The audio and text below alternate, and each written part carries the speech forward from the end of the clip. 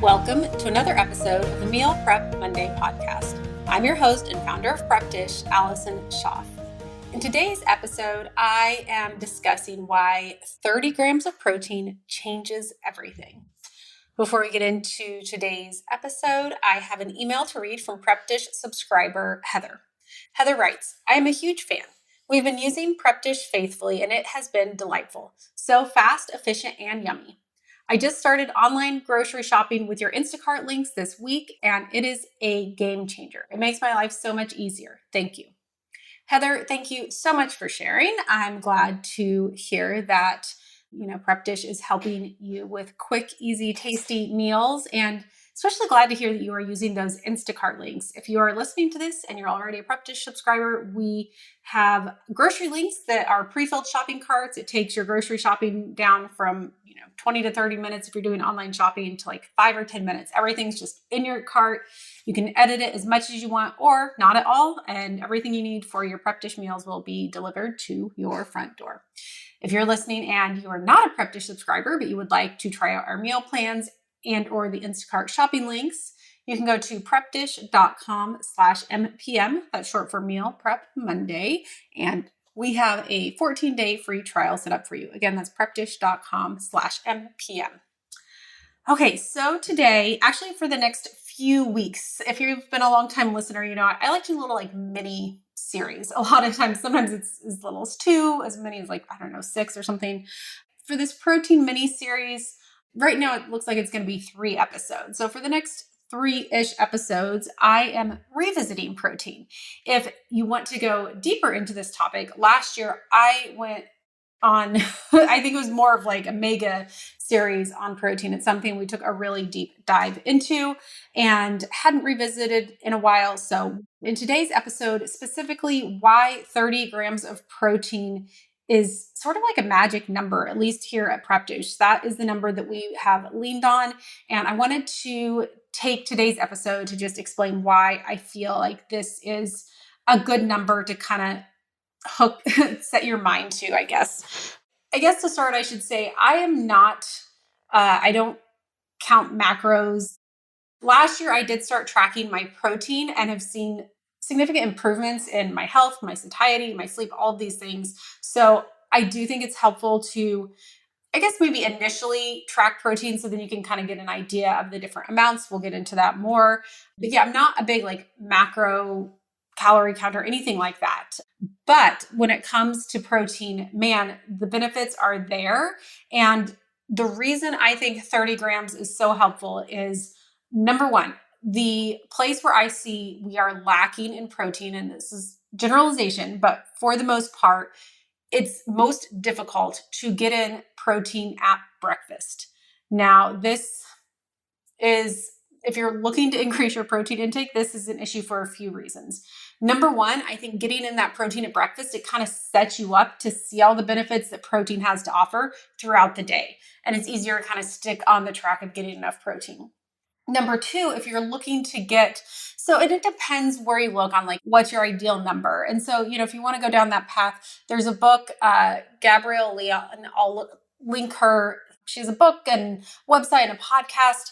In general, kind of the bare minimum that you would be looking at is 1 gram of protein for every pound of ideal body weight.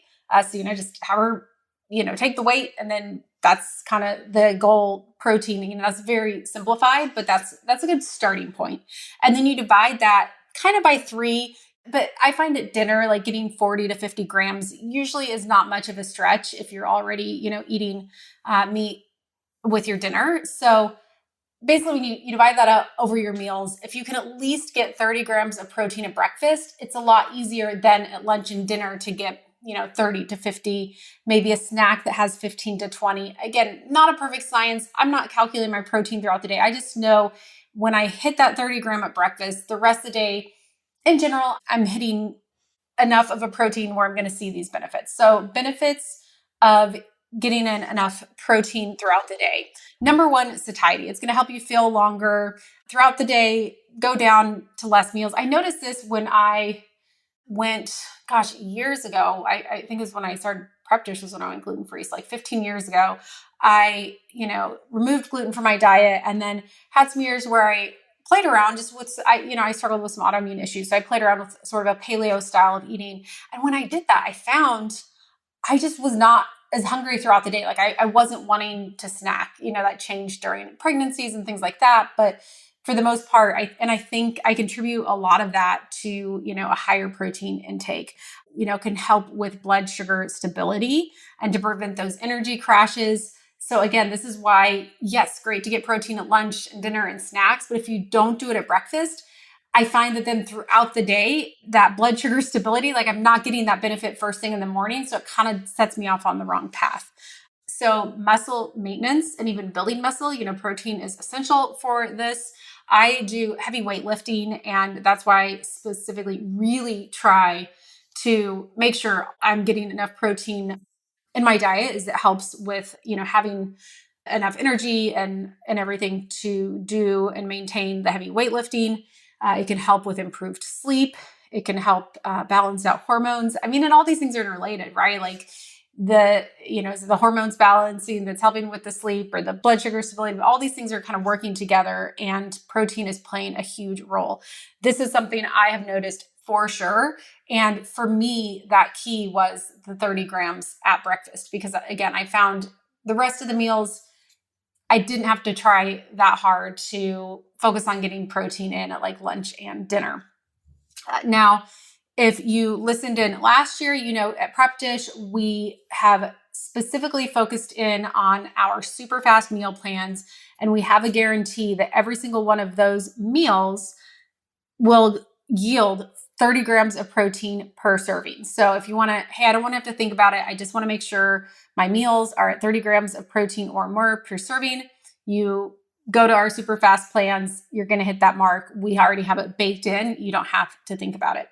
Now, if you're looking for 30 grams of protein at breakfast, I have content last year that I can link to, but next week we're going to get more into the protein at breakfast. What I've found is working for me is not working for me, all of that. But for today, I just wanted to do an intro, or I guess a re-intro into why I personally, have jumped on the protein bandwagon and am bringing all of you along. So that is what I have for today's episode. A reminder that if you've not tried our meal plans, it's prepdish.com/mpm for a 14-day free trial. And if you want that guaranteed 30 grams of protein per serving, then definitely, super fast plans, although all 4 of the plans tend to be high in protein. Maybe there might be a few meals that are not like throughout the month, but in general, they're all going to be good sources of protein. And you can always tweak them as you please to meet the goals that you may have. But if you want the guaranteed 30 grams, go for those super fast plans. That's all I have for this week. I will be back again next week, continuing our conversation on protein.